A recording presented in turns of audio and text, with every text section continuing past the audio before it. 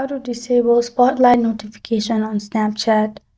Hi everyone, it's Sophia to assist you today. Without any delay, let's jump right in. First, open Snapchat. Then click on your profile located on top left corner of your screen. Click on Settings located on top right corner of your screen. In here, you'll find Notification. Below Partner Connection and above Bitmoji. Click on Notification and you'll find this kind of screen pop up.